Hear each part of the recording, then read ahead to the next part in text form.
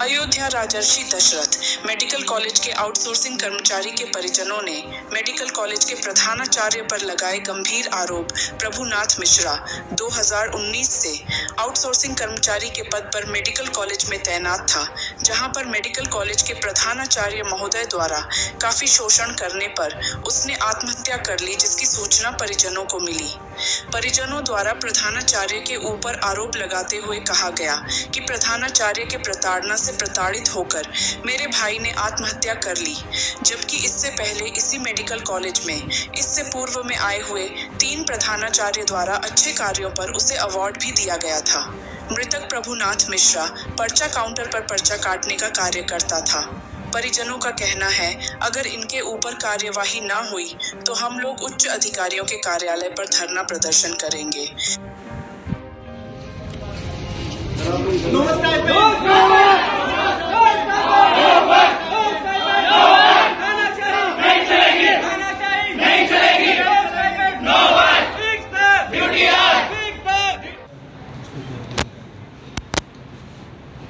उस पर क्या जो आया था उसमें जो ऐसा कि बताया गया, मुझे इन्फॉर्मेशन मिली है कि ऐसे ऐसे एक एम्प्लॉय ने कर लिया है। वो उस समय क्योंकि पहले से बहुत हैवी ड्रिंकर था, और जब आया था उस समय भी उसके ड्रिंक किए हुए था, और ड्रिंक के साथ उसने क्या खाया ये तो हम नहीं बता सकते।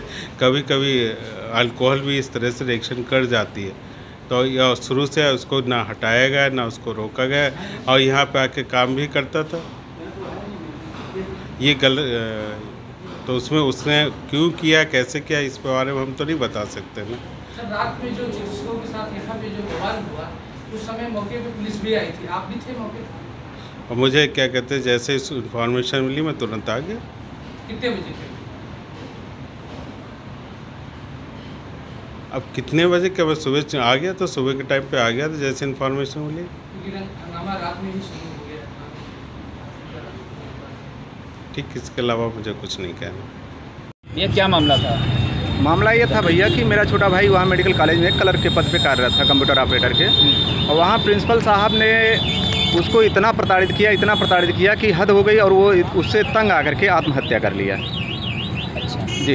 इस मामले को लेकर के आपने किसी प्रशासनिक अधिकारी से भी कोई शिकायत किया है? जी हाँ, मैंने FIR के लिए कंप्लेन की है, कल ही दिया था, मतलब तहरीर दिया है, लेकिन अभी FIR दर्ज नहीं हुई है। बताया जा रहा है कि उसमें दबाव का भी काफ़ी हाँ, डॉक्टर साहब का, वहाँ प्रिंसिपल साहब का काफ़ी दबाव है, ऐसा मुझे भी बातचीत करके लगा, क्योंकि लोग जैसे एक प्रकार से मैनेज करने की कोशिश कर रहे हैं, उसमें उसकी सुनवाई नहीं, बस झूठी उसमें सांत्वना दी जा रही कि आज हम यहाँ से जांच कराएंगे, आज इनसे रिपोर्ट लेंगे, आज SP साहब से आख्या लेंगे, उनका वो आ जाए तब हम करेंगे, बस ऐसे टहला रहे हैं, कर कुछ नहीं रहे हैं। इससे साफ साफ लग रहा है कि और टोटल हम लोगों से प्रिंसिपल साहब के मतलब उनके कहा जा रहा है, तारीफ़ की जा रही है कि प्रिंसिपल साहब ऐसे हैं, प्रिंसिपल साहब अच्छे हैं, ये हैं वो हैं, जबकि जानता कोई नहीं, खुद परेशान है, लेकिन प्रिंसिपल साहब की हम लोगों से तारीफ़ कर रहे हैं। शासन की तरफ से आपको क्या आश्वासन? कोई आश्वासन नहीं मिल रहा, यही मिल रहा है कि आपके साथ न्याय होगा, लेकिन न्याय मिलता हुआ दिख नहीं रहा है। मामला कहाँ का है पूरा? मामला है ये थाना हैदरगंज के अंतर्गत है, जाना बाजार के पास में गांव है, ग्राम बिंदा मिश्र का पुरवा। घटना कब हुई? घटना हुई है ये 7 तारीख की शाम को। भाई मेरा पॉइजन खाया था, 8 के दोपहर में एक्सपायर हुआ है। अच्छा, बताया जा रहा है कि वो शराब पीने से उनकी मौत हुई है? शराब पीने से नहीं हुई है, उसके पॉइजन खाने से हुई है, और इनके डॉक्टरों ने उसका इलाज किया है। मेडिकल कॉलेज यहीं से इलाज हुआ है, मंडलीय चिकित्सालय से। इन्होंने अपने ट्रीटमेंट में लिखा है कि पॉइजन और एल्कोहल। जी हाँ। चाहते क्या है आप? हम चाहते हैं कि भाई को हमारे न्याय मिले। अब तो भाई मिलेगा नहीं, लेकिन न्याय तो मिल जाए कम से कम। ऐसे प्रिंसिपल को किया जाए, नहीं तो आज मेरे भाई को किया है, कल कितने लड़के उसके काल के गाल में समाएंगे इस प्रिंसिपल की वजह से। अब पूर्णतः ये अपने उससे एक विशेष वर्ग होने नाते उससे इतना ग्रसित है कि वो सवर्णों को देखना नहीं पसंद करता है। इसे यहाँ सुविधा देखने की ये बात है कि और कोई लड़का इसके साजिश का शिकार ना हो जाए। तो मृतक का नाम क्या था? मृतक का नाम था प्रभुनाथ मिश्रा। आपका नाम क्या है? मेरा नाम हरिकृष्ण मिश्रा है। आप कौन है? मैं उसका बड़ा भाई हूँ। Thank you. क्या मामला था भैया पूरा? जी, ये मामला इनके मतलब एक व्यक्ति है प्रभुनाथ मिश्रा, जो कि एक ये मेडिकल कॉलेज जो है उसमें वो मेडिकल कॉलेज ये अयोध्या में जो राजर्षि दशरथ मेडिकल कॉलेज है, उसी में ये कंप्यूटर ऑपरेटर के लिपिक पद पे कार्यरत था। तो वहाँ पे इतना मतलब एक प्रेशराइज करके प्राचार्य और कुछ छात्रों द्वारा उसको इतना प्रेशराइज, इतना मानसिक रूप से प्रताड़ित किया जाता है, जिसने उससे उस भावावेश में आकर जो है आत्महत्या कर ली।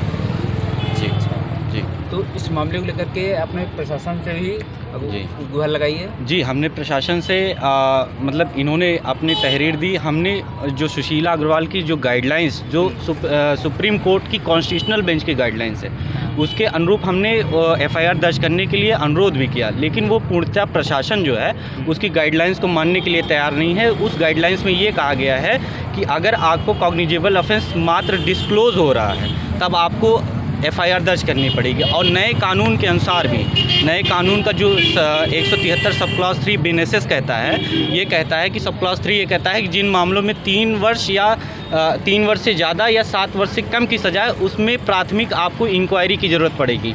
जो कि इससे ऊपर के अपराध होंगे उसमें आपको इंक्वायरी की भी ज़रूरत नहीं है, उसमें आपको तुरंत एफआईआर लॉन्च ही करना है। लेकिन वो पूर्णतः जो है उनके अनुचित प्रभाव में उसको न दर्ज करके उसका कानून का उल्लंघन कर रहे हैं प्रशासन। क्या लगते हैं आप? जी, हम एज अ लीगल इनके हेल्प के लिए हैं। जी, क्या नाम है आपका? एडवोकेट रवि दुबे। जी, एडवोकेट रवि दुबे। किस तरीके का दबाव था और कारण क्या था उसकी मृत्यु का? कारण उसमें जो पोस्टमार्टम में अभी तक निकल के आया है, क्योंकि जो प्राचार्य के द्वारा ये मिथ्या फैलाया जा रहा है कि उसकी जो मृत्यु हुई है वो ज़्यादा अल्कोहल लेने से हुई है, लेकिन पूरे पोस्टमार्टम रिपोर्ट में कहीं भी अल्कोहल का कोई भी सिम्टम नहीं है।